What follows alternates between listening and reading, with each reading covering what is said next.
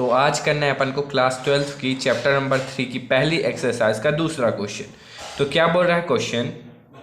बोल रहा है if a matrix has 24 elements what are the possible order it can have. और इस दूसरा केस बोल रहा है what if it has 13 elements.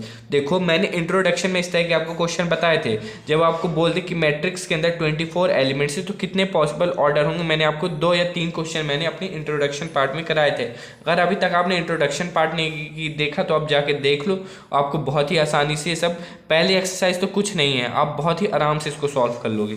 ठीक है, तो 24 एलिमेंट्स दिए। तो फर्स्ट केस मैं फिर से आपको बता देता हूँ, क्या लिखेंगे पहले अपन, पॉसिबल ऑर्डर्स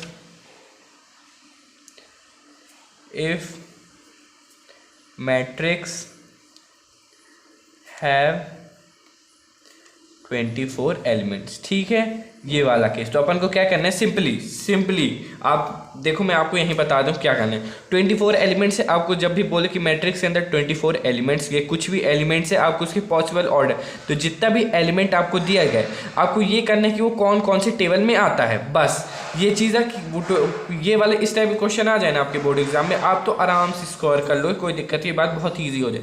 आपको क्या करनी है, जितने भी एलिमेंट्स दिए गए हैं अपन को बस ये देख लेना ये किसके किसके टेबल में आते हैं। ठीक है, तो 24 किसके टेबल में आएगा, एक आएगा 1 क्रॉस 12, इसको क्रॉस पढ़ते हैं, मैंने इंट्रोडक्शन में आपको बताया था ये क्रॉस होता है। आप इसको इनटू नहीं बोले, ये क्रॉस होगा। ठीक है, फिर किसके टेबल में आता है, सॉरी ये 24 में आता है, 24।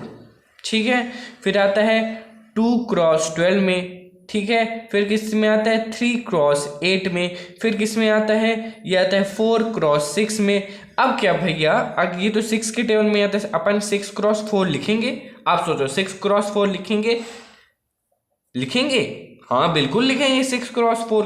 देखो सबका अलग अलग मीनिंग आपको समझना पड़ेगा। अब 12th में आपको हर एक चीज़, छोटे छोटे से कॉन्सेप्ट आपको सब समझने पड़े। देखो ये क्या बोल रहा है अपन को, इसके अंदर एक रो है और 24 कॉलम है। ये क्या बोल रहा है, इसके अंदर 2 रो हैं और 12 कॉलम, ये सब अलग। अब इसी तरह ये क्या बोलेगा, देखो 6 क्रॉस 4, ऊपर वाला क्या बोल रहा है 4 कॉलम है, सॉरी 4 रोज है और 6 कॉलम है। ये क्या बोल रहा है 6 रोज है और 4 कॉलम है।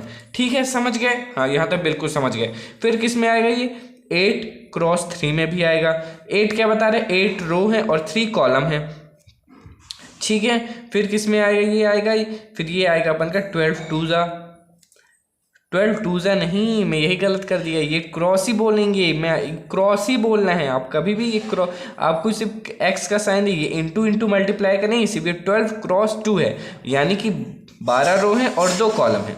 ठीक है, और किस में आता है, ये 24 क्रॉस 1। तो ये इतने एलिमेंट, मतलब इतने पॉसिबल ऑर्डर अपन बना सकते हैं। समझ गए, ध्यान से बिल्कुल। और एक चीज़ और, क्योंकि अभी नेक्स्ट क्वेश्चन जो अपन करेंगे उनमें इस चीज़ के वो होगी, तो आप आगे से सीख जाओगे। जो मेरी वीडियो अभी देख रहे हो आप लोग, देखो अगर अपन इन दोनों को इंटू कर दें तो अपन को एलिमेंट्स ही पता चलता है। देखो 2 × 12 कितना है, एलिमेंट्स 24, 3 × 8 24, ये सब एलिमेंट्स अपन को बता दें। अगर अपन रो और कॉलम को इंटू कर दें तो क्या हो जाता है, अपन को एलिमेंट्स पता चल जाते हैं। और ये पहला क्या बताता है, पहला रो बताता है और दूसरा क्या बताता है, कॉलम्स बताते हैं। यहाँ तक क्लियर है, यहाँ तक बिल्कुल आप लोग समझ गए हो। ठीक है, फिर क्या बोला गया है दूसरा part, what if it has 13 element. अब बताओ अगर मैट्रिक्स के अंदर 13 एलिमेंट्स थे तो पॉसिबल ऑर्डर बताओ। तो क्या लिखेंगे अपन, possible order if matrix have 13 elements.